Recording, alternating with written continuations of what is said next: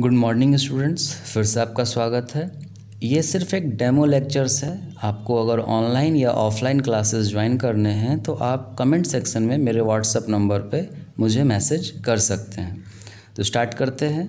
हम लोग relative motion को डिस्कस करेंगे। Relative motion in one dimension में डिस्कस करेंगे। इस लेक्चर में जनरली हम लोग रिलेटिव मोशन के सारे कॉन्सेप्ट समझेंगे और एक लेक्चर आएगा जिस पे हम लोग न्यूमेरिकल सॉल्व करेंगे। ठीक है, तो लेट्स स्टार्ट।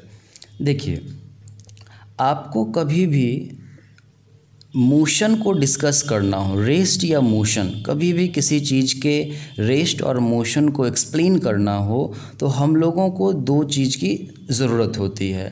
सबसे पहला होता है ऑब्ज़र्वर।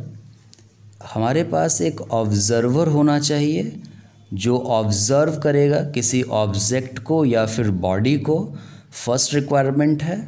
और सेकंड रिक्वायरमेंट है कि हमारे पास एक फ्रेम ऑफ रेफरेंस होना चाहिए। अगर आप सोच रहे हो कि फ्रेम ऑफ रेफरेंस क्या है, तो कुछ नहीं, फ्रेम ऑफ रेफरेंस का मतलब होता है set of coordinate axis. Set of coordinate axis, suppose X axis, Y axis, Z axis का वो जो सेट होता है उसे ही हम लोग कहते हैं frame of reference. For example, आप फर्स्ट एग्ज़ाम्पल आप यहाँ देख सकते हैं।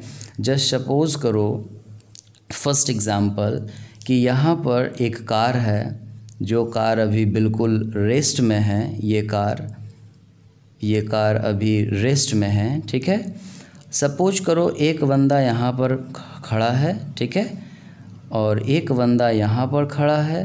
इस चीज़ को समझ सकते हो फ्रेम ऑफ रेफरेंस कितना ज़रूरत होता है। और जस्ट सपोज करो कि एक बंदा यहाँ पर बैठा हुआ है जो कार को चला रहा, ड्राइव कर रहा है। ठीक है, तो इसका नाम ए हो गया, इसका नाम बी हो गया, इसका नाम सी हो गया। आप यहाँ देख लो, ए से जो कार का डिस्टेंस है जस्ट सपोज ये 5 मीटर है। ठीक है, बी से कार का डिस्टेंस जो सी तक है जस्ट सपोज ये 6 मीटर का हो गया। ठीक है, 6 मीटर का हो गया, आप लोग देख सकते हो। तो अगर मैं, और ये कार अभी रेस्ट में है, ये कार अभी बिल्कुल भी रेस्ट में है जस्ट सपोज। तो अगर मैं पूछूंगा कि ऑब्ज़र्वर ए इस कार को एक्सप्लेन अगर करना चाहेगा, इस कार का पोजीशन को, तो कैसे करेगा? तो सबसे पहले ऑब्ज़र्वर ए अगर है तो उसके साथ साथ एक फ्रेम ऑफ रेफरेंस होगा। फ्रेम ऑफ रेफरेंस मतलब what my student? Set of coordinate axis, X axis, Y axis और जेड एक्सिस। चूँकि ये वन डायमेंशन को डिस्कस कर रहे हैं तो अभी सिर्फ एक एक्सिस का ही काम होगा। और ऑब्ज़र्वर ए कैसे एक्सप्लेन करेगा? कार का पोजीशन कितना बताएगा? तो ऑब्ज़र्वर बोलेगा कार मुझसे x is equal to +5 metre के डिस्टेंस पर मौजूद है। अगर आप ऑब्ज़र्वर बी से पूछोगे तो बी से जैसे ही पूछूंगा मैं, एक उसके साथ फ्रेम ऑफ रेफरेंस हो जाएगा, एक्स एक्सिस, वाई एक्सिस और जेड एक्सिस। और बी अपना पोजीशन कार का कितना बताएगा? चूँकि ये 0 पे है तो ये हो जाएगा x is equal to 0 metre. B से अगर पूछोगे ऑब्ज़र्वर बी से कि आप बताओ कार का पोजीशन कितना है, तो वो बोलेगा कि कार तो 0 मीटर डिस्टेंस पर है मुझसे। यही क्वेश्चन अगर ऑब्ज़र्वर सी से पूछोगे तो आप देख सकते हो ऑब्ज़र्वर सी के साथ एक फ्रेम ऑफ रेफरेंस लगा हुआ रहेगा। जहाँ भी ऑब्ज़र्वर है उसके साथ एक फ्रेम ऑफ रेफरेंस है, मतलब उसके साथ सेट ऑफ कोऑर्डिनेट एक्सिस हैं। ओके, तो ऑब्ज़र्वर सी क्या बोलेगा कि कार मेरा x is equal to -6 metre के पोजीशन पर है। क्यों -6 बोलेगा? बिकॉज ये डायरेक्शन प्लस है तो ये डायरेक्शन माइनस में होगा। तो फर्स्ट एग्जाम्पल में आप देख सकते हो, एग्जाम्पल 1 को आप देख सकते हो कि यहाँ हम लोगों ने समझा कि किसी भी ऑब्जेक्ट का, बॉडी का पोजीशन को एक्सप्लेन करने के लिए हमें एक ऑब्ज़र्वर की ज़रूरत होती है और हमें एक फ्रेम ऑफ रेफरेंस की ज़रूरत होती है। हर ऑब्ज़र्वर और हर एक फ्रेम ऑफ रेफरेंस के लिए पोजीशन अलग अलग हो सकता है।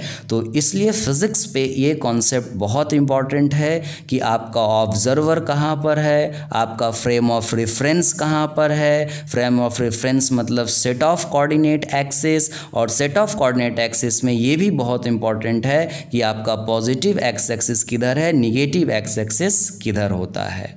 तो आपने देखा पोजीशन को डिस्क्राइब करने के लिए हमें फ्रेम ऑफ रेफरेंस की काफ़ी आवश्यकता होती है। सिमिलरली जस्ट सपोज करो कि अगर ये कार हमारा मोशन में आ जाए, जस्ट सपोज कि अगर ये कार हमारा मोशन में आ जाए तो क्या उस वक्त भी हमें फ्रेम ऑफ रेफरेंस की ज़रूरत होगी। तो आप प्लीज़ यहाँ देख सकते हैं, बिल्कुल उस टाइम भी आपको एक फ्रेम ऑफ रेफरेंस की ज़रूरत होगी। एक ऑब्जर्वर ए यहाँ पर है आपका, ठीक है, ये ऑब्जर्वर ए हो गया और ये ऑब्जर्वर बी हो गया आपका, ठीक है। इस बार कार आपका मोशन में है और जस्ट सपोज कर लो कि ये एक वेलोसिटी से जा रहा, that is 20 metre per second की वेलोसिटी से। तो अगर मैं ऑब्जर्वर ए से पूछूंगा कि बताओ कार के बारे में कुछ बताओ, तुमने कार को कैसे देखा, कार रेस्ट में है या मोशन में, तो ऑब्जर्वर ए बोलेगा कि भैया आपका कार जो है वो मोशन में है ऑब्जर्वर के फ्रेम ऑफ रेफरेंस से, और वो कार कितने वेलोसिटी से मूव कर रहा है, 20 मीटर पर सेकेंड। और अगर मैं बी से पूछूंगा, बी के फ्रेम ऑफ रेफरेंस से, तो वो जब बोलेगा तो क्या बोलेगा कि आपका कार मोशन में है कि नहीं है। बिल्कुल भी मोशन में नहीं है, क्योंकि कार जो है वो बी ऑब्जर्वर के साथ साथ चल रहा, मतलब कार जैसे जैसे आगे बढ़ रहा ऑब्जर्वर बी का फ्रेम ऑफ रेफरेंस भी आगे बढ़ रहा, तो ऑब्जर्वर बी को पता ही नहीं चलेगा कि कार हमारा मोशन में है या नहीं है। यानी ऑब्जर्वर बी को फील होगा कि कार तो मेरे साथ साथ चल रहा, ऑब्जर्वर बी का फ्रेम ऑफ रेफरेंस साथ साथ चल रहा, डैट मीन्स ऑब्जर्वर बी का आंसर क्या होगा कि कार आपका रेस्ट में है और इसकी वेलोसिटी कितनी है, 0 मीटर पर सेकेंड। तो आपने सेकंड एग्जाम्पल में भी देख लिया कि जब तक फ्रेम ऑफ रेफरेंस नहीं होगा तब तक हम लोग कभी भी पोजीशन को सही से डिस्क्राइब नहीं कर सकते हैं, कभी भी हम लोग मोशन को डिस्क्राइब नहीं कर सकते हैं, वेलोसिटी, एक्सेलरेशन, इन सारे चीज़ों को डिस्क्राइब नहीं कर सकते हैं। मतलब चाहे वो पोजीशन हो, चाहे वो वेलोसिटी हो या फिर एक्सेलरेशन हो, इन तीनों चीज़ों को डिस्क्राइब करने के लिए we need an observer and a frame of reference. और ये तीन चीज़ अगर डिस्क्राइब हो जाएगा, पोजीशन, वेलोसिटी, एक्सेलरेशन, तो मोशन डिस्क्राइब हो जाएगा। Means in other words, if you want to describe motion of any body और object, we need two things, an observer and a frame of reference. तो अब ये relative motion का क्या concept है तो वो समझिए आप। एक्चुअली क्या है, मैंने भी क्या बोला, आप कभी भी अपना मोशन, पोजीशन, एक्सेलरेशन को आप खुद से डिस्क्राइब नहीं कर सकते, आपको एक फ्रेम ऑफ रेफरेंस चाहिए। अब ये फ्रेम ऑफ रेफरेंस कभी हो सकता है ग्राउंड पर कोई ऑब्जर्वर हो, वहाँ पे हो सकता है उस कार में एक ऑब्जर्वर बैठा हो, वहाँ पर हो सकता है ऊपर प्लेन में एक ऑब्जर्वर बैठा हो, वहाँ पर हो सकता है। मतलब आप किसी भी चीज़ को फ्रेम ऑफ रेफरेंस से रिलेट करके बता सकते हैं या बताएंगे। अपना पोजीशन बताना हो या अपना वेलोसिटी बताना हो या अपना एक्सेलरेशन बताना हो, तो आपको एक फ्रेम ऑफ रेफरेंस लेना होगा और उसी के रिस्पेक्ट में, रिस्पेक्ट मतलब उसके सापेक्ष में, मतलब उसके साथ या फिर उसके रिलेटिव में आपको बताना होगा कि आपका पोजीशन क्या है, आपका वेलोसिटी क्या है, आपका एक्सेलरेशन क्या है, क्योंकि हर फ्रेम ऑफ रेफरेंस से पोजीशन, वेलोसिटी, एक्सेलरेशन अलग अलग आता है।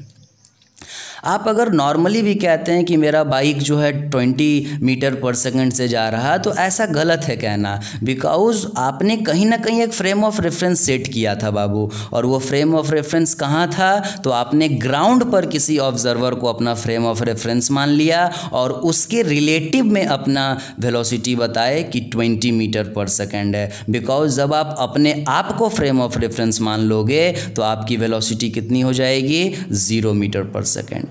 डैट मीन्स हमें कभी भी डिफाइन करना होगा पोजीशन, वेलोसिटी, एक्सेलरेशन, तो हम किसी के रिलेटिव में, किसी के साथ, किसी के सापेक्ष में अपने आप को डिफाइन करेंगे उसको, और जिसके रिस्पेक्ट में हम डिफाइन करेंगे वहाँ मेरा ऑब्जर्वर होगा, वहाँ एक फ्रेम ऑफ रेफरेंस होगा। Is that clear?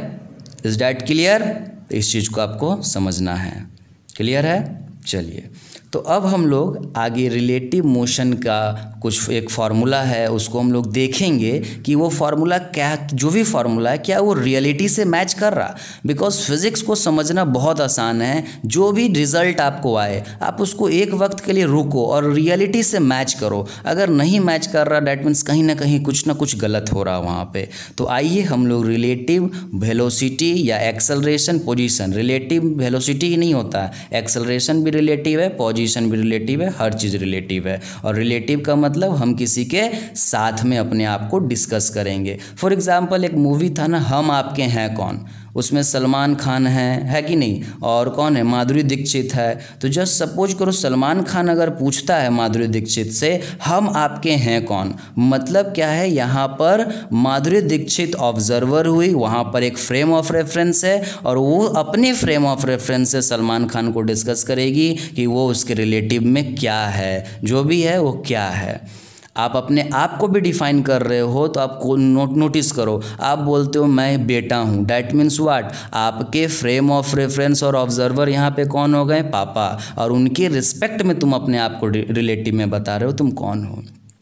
आप कहते हो आप बोलोगे कि नहीं मैं अपने आप को अकेले भी डिस्क्राइब कर सकता हूँ, कैसे, तो मैं एक लड़का हूँ, गलत है। क्यों? यहाँ पर सेक्स, आपका जो सेक्स है मेल की फीमेल, वो सेक्स आपका एक ऑब्जर्वर का काम करेगा और वहाँ एक फ्रेम ऑफ रेफरेंस और उसके रिलेटिव में आप बता रहे हो कि आप मेल हो या फीमेल। इस चीज़ को सोच के देखो, आप हमेशा किसी के रिलेटिव में ही डिस्कस करते हो कुछ भी, बट नॉर्मली ये जनरली यूज़ होते रहा तो हमें लगता है ये एब्सोल्यूट टर्म है, मतलब हम अपने आप को डिस्क्राइब कर लेंगे। कभी आप डिस्क्राइब नहीं कर सकते आपको। आप कहोगे मैं मुसलमान इस्लाम धर्म से बिलोंग करता हूँ, डैट मीन्स व्हाट, आप हिंदू धर्म से बिलोंग करते, डैट मीन्स व्हाट, रिलीजन यहाँ पर आपका ऑब्जर्वर हुआ, वहाँ एक फ्रेम ऑफ रेफरेंस सेट है और वहाँ से आप अपने आप को डिस्क्राइब कर रहे हो कि क्या है। डैट मीन्स आप कभी भी एब्सोल्यूट टर्म नहीं हो, आप हमेशा किसी के साथ रिलेटिव में हो, ऑलवेज रिमेंबर।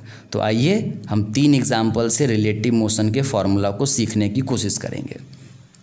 आप लोग प्लेयर्स मूवी देखे हैं, याद है आप लोगों को प्लेयर्स मूवी? एक सीन था, याद कीजिए, जब वहाँ पर चोरी होता है, याद आ रहा है?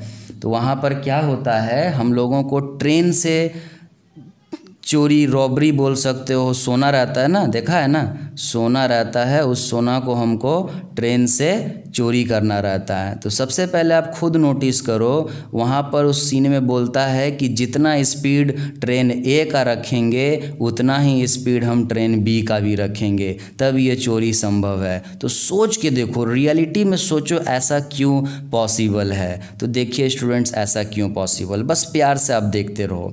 जस्ट सपोज करो एक ऑब्जर्वर बी में बैठा हुआ है, ठीक है, और एक ऑब्जर्वर जो है वो ए में बैठा हुआ, जस्ट सपोज करो।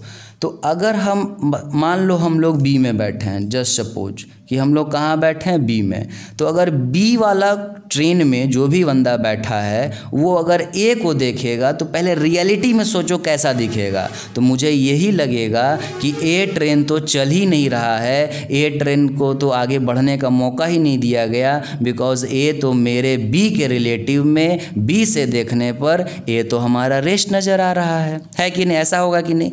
उसी तरह से अगर हम ए को ऑब्जर्वर मान ले, इसको फ्रेम ऑफ रेफरेंस मान ले, तो ये जब बी को देखेगा तो इसे लगेगा बी रेस्ट में है बाबू। इसलिए तो आप नोटिस करो वो जो कैरेट, कैसे गोल्ड का कैरेट हम लोग स्टेयर से, सीढ़ी से इधर ले आते थे, याद है, क्रेन गया था वहाँ से सब लेके आया। तो ये तभी ना पॉसिबल है जब एक दूसरे के रिलेटिव में हम लोग रेस्ट में होंगे। यानी रियलिटी कहता है कि दोनों ट्रेन अगर सेम स्पीड से जा रहा तो वो रेस्ट है। तो अब आते हैं हम लोग रिलेटिव वेलोसिटी का फॉर्मूला से चेक करने, क्या ये रियलिटी को मैच करता है कि नहीं। तो देखिए बाबू, relative velocity of train A with respect to B, मतलब ए ट्रेन की वेलोसिटी बी के रिस्पेक्ट में। तो इसका फॉर्मूला होता है बाबू, इसका फॉर्मूला होता है velocity of A minus velocity of B. इसका फुल फॉर्म क्या हुआ, इस चीज़ को समझो। इसका फुल फॉर्म है relative velocity of A with respect to B. Means what, अगर हम बी को ऑब्जर्वर मान लें, बी में हमारा फ्रेम ऑफ रेफरेंस रख दे, तो वहाँ से एक ऐसा मूव होता हुआ दिखेगा। यानी बी पे हमारा ऑब्जर्वर है, बी हमारा फ्रेम ऑफ रेफरेंस है, और जो हमारा ऑब्जर्वर होता है उसे अश्यूम करते हैं कि वो हमारा रेस्ट हो गया। मतलब अगर हम बी को अपना ऑब्जर्वर मान ले, बी पर हम अपना फ्रेम ऑफ रेफरेंस टिका दे, तो वहाँ से हम जब ए को देखेंगे तो वो मुझे कैसा दिखेगा। तो उसको आइए फार्मूला पे पुट करके देखें। तो ए की वेलोसिटी 20, बी की velocity 20, that means 0 metre per second. यानी ये फार्मूला रियलिटी को मैच कर रहा है। और रियलिटी में भी आप देखे होंगे कि जब दोनों ट्रेन की स्पीड सेम होगी तो बी से देखने पर ए रेस्ट में नज़र आएगा, ए से देखने पर बी रेस्ट में नज़र आता है। बट यहाँ एक छोटी सी बात और थोड़ा जान लो। एक्चुअली मैंने बताया कभी भी कोई चीज़ एब्सोल्यूट नहीं है किसी के रेफरेंस में, फ्रेम ऑफ रेफरेंस में। तो बाबू ये जो हमने 20 मीटर पर सेकेंड लिखा है ट्रेन ए का स्पीड, ये किसके रेफरेंस में लिखे होंगे? तो ये हम लोग ग्राउंड के रेफरेंस में लिखे हैं। मतलब velocity of A with respect to ground. Just suppose ground में कोई बंदा खड़ा होगा, वो देख के बोलेगा कि हाँ मेरा ट्रेन चल रहा है। यानी जब भी आप फॉर्मूला लिखो ना, जैसे relative velocity of A with respect to B, तो आप ये लिखा करो velocity of A with respect to ground minus velocity of B with respect to ground. But generally हम लोगों को आदत हो जाती है कि किसी न किसी को तो फ्रेम ऑफ रेफरेंस लेंगे ही, और जनरली ग्राउंड को लेते हैं। तो ग्राउंड को अंडरस्टूड मान दिया जाता है। मतलब आप अगर ग्राउंड नहीं भी लिखोगे तो सही है, but for better concept ground लिखना ज़रूरी होगा। ठीक है। उसी तरह से ट्रेन बी का 20 कहाँ से देखने को मिला होगा? तो ये ऑब्जर्वर देख रहा है, इसलिए ये होगा velocity of B with respect to ground. तो ये आपने देखा, ये फर्स्ट केस हमने देख लिया। अब हम लोग क्या करते हैं, ट्रेन को अपोजिट डायरेक्शन में चलाते हैं। और बताओ थोड़ा सा कि सपोज करो ये एक ट्रैक है, ये एक दूसरा ट्रैक है। जस्ट सपोज करो यहाँ पर एक ट्रेन जा रही है ऐसे करके, ये ट्रेन हो गई, ये ट्रेन ए है, आप आराम से समझो। और यहाँ पर बाबू लोग एक ट्रेन, दूसरा ट्रेन है जो कि ट्रेन बी है। अब देखो, प्यार से देखो, ये दूसरा ट्रेन है, ये ट्रेन बी है, आप समझते रहो। अब क्या है, ट्रेन ए इस डायरेक्शन में जा रहा 30 मीटर पर सेकेंड से, ट्रेन बी इस डायरेक्शन में आ रहा 20 मीटर पर सेकेंड से। Is that clear? तो पहले आप खुद सोचो कि आप अगर बी वाले ट्रेन में बैठे हो, सोचो तो आप बताओ, खुद आप फील किए हो कभी, आप ट्रेन आपका चल रहा और अपोजिट साइड से जो ट्रेन आपके बगल से क्रॉस कर रहा, देखे वो कितना स्पीड में क्रॉस कर जाता है, जबकि वो इतना स्पीड में नहीं होता जितना हम लोगों को लगने लगता है। एक्चुअली वो उतना स्पीड में नहीं है, बट रियलिटी में हम लोगों को क्या फील होता है कि अगले वाले ट्रेन का स्पीड काफ़ी ज़्यादा है। तो देखिए ऐसा क्यों फील होता है, आप सामने देखिए। तो अगर हम लोग मान लीजिए निकालते हैं relative velocity of A with respect to B, तो फॉर्मूला क्या हो जाएगा, velocity of A minus velocity of B. मैं बार बार कहूँगा, ए का भी हम लोग जो 30 लिखे हुए ऐसे नहीं लिखे होंगे, इसे भी कोई देखा होगा। तो ये ऑब्जर्वर कहाँ पर होगा बच्चे, ये ऑब्जर्वर ग्राउंड से देख रहा होगा। चूँकि ये अंडरस्टूड है इसलिए हम लोग बार बार लिखते नहीं हैं, इस बात को आप याद रखिएगा बच्चे। तो अब बताओ कितना हो जाएगा, स्पीड देखो फार्मूला से बढ़ेगा कि नहीं।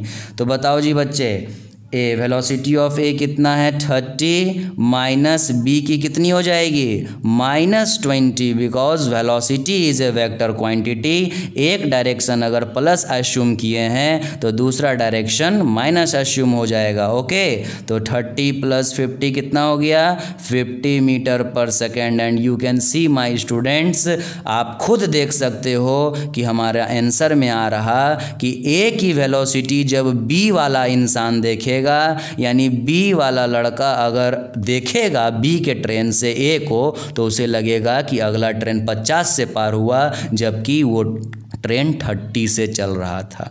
यानी कहीं ना कहीं ये फॉर्मूला रियलिटी को बिल्कुल भी मैच कर रहा है। और हम लोग जहाँ पे फ्रेम ऑफ रेफरेंस लेते हैं वो चीज़ थोड़ी देर के लिए क्या हो जाता है rest. You can see in this figure, जब हमारा फ्रेम ऑफ रेफरेंस कार में ले लिए तो कार हमारा देख लो क्या रिजल्ट दिया रेस्ट। यानी याद रखना रिलेटिव वेलोसिटी में जिसको फ्रेम ऑफ रेफरेंस ले लेंगे, जिसके रिस्पेक्ट में निकालेंगे, सपोज ए का वेलोसिटी बी के रिस्पेक्ट में निकाल रहे हैं, मतलब हमारा फ्रेम ऑफ रेफरेंस कहाँ है माय स्टूडेंट बी पर है। डैट मीन्स हम लोग बी ट्रेन को एज ए रेस्ट अश्यूम कर लिए और हम ए को ही सारा वेलोसिटी दे देते हैं। Is that clear? One last example my students, एक लास्ट एग्जाम्पल आप देख सकते हैं। आइए एक लास्ट एग्जाम्पल देखिए। अब आप खुद सोचो, वन लास्ट एग्जाम्पल, अब आप खुद सोचो माय स्टूडेंट कि यहाँ पर एक ट्रेन है। आप खुद सोचो ये ट्रेन इधर जा रहा है 30 से, सोचते रहो।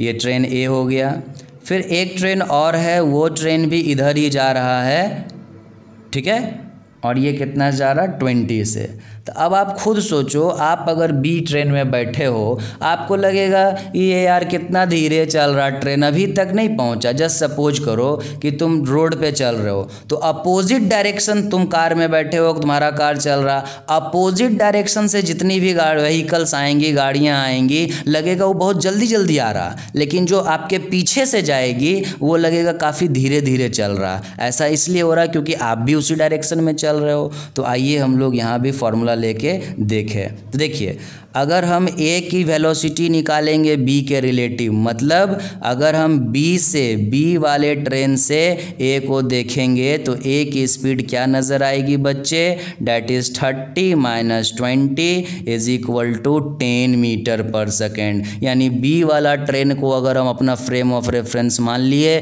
तो लगेगा यार ए कितना धीरे चल रहे हो तुम भाई, कितना धीरे आ रहे हो मेरे तरफ। और यही अगर हम बी का रिलेटिव कर लेंगे ए के रेस्पेक्ट में, मतलब अगर अपना फ्रेम ऑफ रेफरेंस ए के अंदर ले लिए, मतलब ए ट्रेन को रेस्ट मान लिए, तो अब बी मुझे कैसा दिखेगा, डैट इज़ VA - VB, और ये कितना हो जाएगा माय स्टूडेंट VB - VA, और ये हो जाएगा 20 - 30 -10 मीटर पर सेकेंड। याद रखना इधर प्लस लिए हो तो ये डायरेक्शन तुम्हारा माइनस हो गया। मतलब इस आंसर का मतलब क्या हुआ कि अगर ए वाला ट्रेन में कोई बंदा बैठा है तो उसे ऐसा फील होगा कि बी वाला ट्रेन -10 आ रहा, मतलब इस डायरेक्शन में मेरे तरफ, इस डायरेक्शन में 10 मीटर पर सेकेंड से जा रहा, जबकि ये एक्चुअली पीछे नहीं आ रहा। चूँकि हम इसको रेस्ट मान लेंगे क्योंकि फ्रेम ऑफ रेफरेंस इसको ले लेंगे ना, तो इसे ऐसा लगेगा, इसके रिलेटिव में ऐसा फील होगा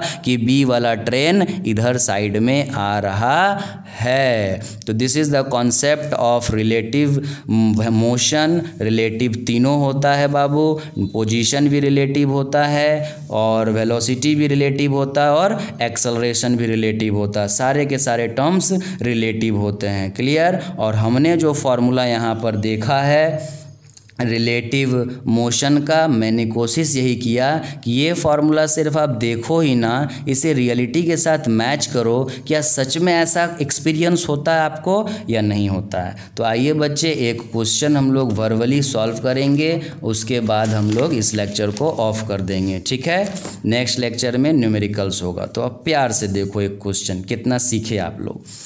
जस्ट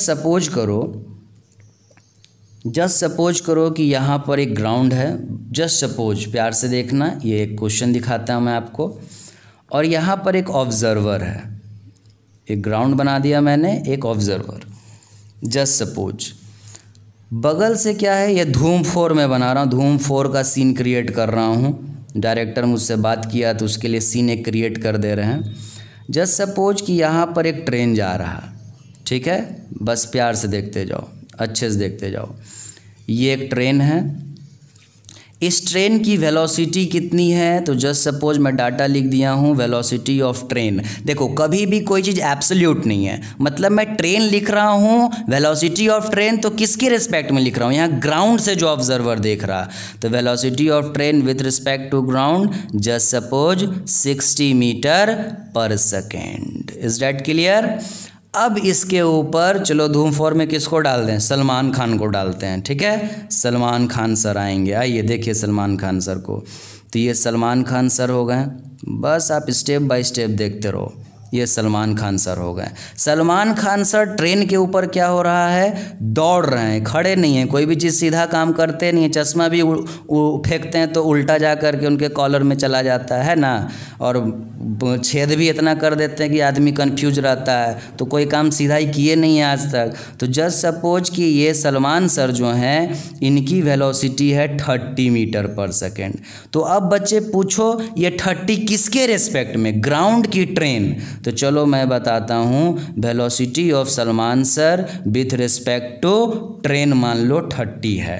तो मेरा पहला क्वेश्चन है कि बताओ velocity of Salman sir with respect to ground कितना होगा। तो चलिए इसको सॉल्व करके देखें बाबू, very easy question. Velocity of Salman sir with respect to ground कितना होगा, हमें ये चीज़ बताना है। तो आइए इसके लिए हम लोग फार्मूला यूज़ करेंगे, very easy very easy very easy. चलिए फार्मूला यूज करते हैं। Velocity of Salman sir with respect to train, क्या फार्मूला पढ़े हो, velocity of Salman sir with respect to ground minus velocity of train with respect to ground, यही relative velocity का formula होता है बाबू। आइए इसमें पुट कर देते हैं। बोलिए जी, सलमान सर की वेलोसिटी ट्रेन के रिस्पेक्ट में कितनी थी, 30। याद रखना इस डायरेक्शन को हम लोग, इस डायरेक्शन को प्लस ले ले रहे हैं, इस डायरेक्शन को प्लस ले ले रहे हैं, ठीक है। Is equal to velocity of Salman sir with respect to ground minus velocity of train with respect to ground, कितनी है 60। यानी velocity of Salman sir with respect to ground is equal to 30 plus 60 that is 90 metre per second. मतलब जो observer ground में है वो Salman sir को कितने के वेलोसिटी से जाते हुए देखेगा, 90 से जाते हुए देखेगा। Is that clear? अब क्या हुआ, अब सलमान सर के हाथ में एक गन है, बंदूक। अब जो आप लोग पबजी खेलने वाले बच्चे हैं उसमें जो भी बंदूक आपको अच्छा लगता है आप मान लीजिए, उसके उनके हाथ में है, और यहाँ से बुलेट छूट गया, गोली चल गई। अब ये गोली की वेलोसिटी कितनी दी हुई है, तो चलो ले लेते हैं 100 मीटर पर सेकेंड। तो बच्चे कभी भी वेलोसिटी दी जाएगी तो किसके रिलेटिव में ये बताना ज़रूरी है। तो चलो मैं बता दिया, velocity of bullet with respect to gun. ध्यान दीजिएगा, स्मॉल जी मतलब ग्राउंड है और कैपिटल जी मतलब गन है। चलो दे दिए 100 मीटर पर सेकेंड। तो यहाँ पर आपका सेकेंड क्वेश्चन मैं दूंगा। सेकेंड क्वेश्चन में ये पूछना चाहूँगा आपसे यहाँ पर कि velocity of bullet with respect to ground कितना होगा, ये मेरा सेकंड क्वेश्चन है। मतलब जो ऑब्जर्वर ग्राउंड पर है उसको गोली कितना के स्पीड से जाते हुए दिखेगा। तो आइए फिर से फॉर्मूला लगा ले, velocity of bullet with respect to gun is equal to velocity of bullet with respect to ground minus velocity of gun with respect to ground. तो बताओ बच्चे, यहाँ पर ये मैंने सेकेंड फॉर्मूला यूज कर लिया, गन के लिए काम हो रहा है। बताओ बच्चा, bullet with respect to ground के विथ रिस्पेक्ट टू गन कितना दिया हुआ था, आप यहाँ देख सकते हैं 100 मीटर पर सेकेंड। पुट कर दीजिए इस डाटा को यहाँ, 100 मीटर पर सेकेंड। अब यहाँ पर क्या bullet with respect to ground जो मुझे निकालना है, और गन का ग्राउंड के साथ क्या होगा। तो बाबू ध्यान दो, सलमान सर जितना स्पीड से इस ऑब्जर्वर को दिखेंगे गन भी उतना का ही स्पीड से जाते हुए दिखेगा, बिकॉज सलमान सर के हाथ में गन है। मतलब ये जो आपने आंसर लाया velocity of Salman sir with respect to ground 90, यहाँ पर velocity of gun with respect to ground भी कितना हो जाएगा 90। बार बार अपने मन में सोचो ऐसा क्यों, क्योंकि उस गन को किसने पकड़ा है, सलमान सर ने। सलमान सर ग्राउंड से कितना के स्पीड से दिख रहे हैं 90, तो गन भी कितना के स्पीड से दिखेगा 90 के स्पीड से दिखेगा। और यहाँ से हम लोग निकाल सकते हैं velocity of bullet with respect to ground is equal to 100 plus 90 that is 190 metre per second. Means जो ऑब्जर्वर इस ग्राउंड पर है वो ऑब्जर्वर को, रिवीजन कर रहा हूं मैं, सलमान सर कितने के स्पीड से जाते हुए दिखेंगे 90, गन कितने के स्पीड से जाते हुए दिखेगा 90, लेकिन बुलेट कितने के स्पीड से जाते हुए दिखेगा 190। Is that clear. अब इसमें एक और कॉम्प्लिकेशन डाल देते हैं। तो ये मार किसको रहे हैं, अब तो इतना में छोड़ देंगे, तुम लोग बोलेगा भैया मार किसको रहे हैं, तो अब आएगा हीरो। तो ये कौन है, ये समझ लो विलन थे। तो अब आएंगे हमारे हीरो साहब को लाते हैं बाबू धीरे से। तो हेलीकॉप्टर से आ रहे हैं। अब बताओ सोच ही लो हेलीकॉप्टर से जनरली कौन आते हैं। तो चलो धूम 4 में अक्की पाजी को हमने बना दिया है हीरो, ठीक है। तो अब थोड़ा ध्यान से देखो ये हेलीकॉप्टर कितने के स्पीड से चल रहा है बाबू लोग। तो मान लो ये हेलीकॉप्टर जो है, ये जो हेलीकॉप्टर है वो कितने के स्पीड से चल रहा है, चलो मान लेते हैं 50 मीटर पर सेकेंड से। तो helicopter with respect to ground कितना हो गया 50 मीटर पर सेकेंड। आपको लास्ट क्वेश्चन में ये देना चाहता हूँ, तो बताओ velocity of bullet with respect to helicopter क्या होगा। मतलब इसमें जो अक्षय कुमार जी हैं, ये जो अक्षय कुमार जी हैं, इनको सलमान खान के द्वारा छोड़ा गया बुलेट कितने की स्पीड से आते हुए दिखाई देगा, आपको ये बताना है। तो चलिए लगा दीजिए formula my student, very simple, velocity of bullet with respect to helicopter is equal to velocity of bullet with respect to ground minus velocity of helicopter with respect to ground. तो बताओ जी बच्चा, बुलेट का ground के respect में क्या data है 190, minus helicopter का ground के रिस्पेक्ट में क्या डाटा है 50। बट याद रखना बुलेट इधर गया है, ये इधर आया, मतलब ये वाला प्लस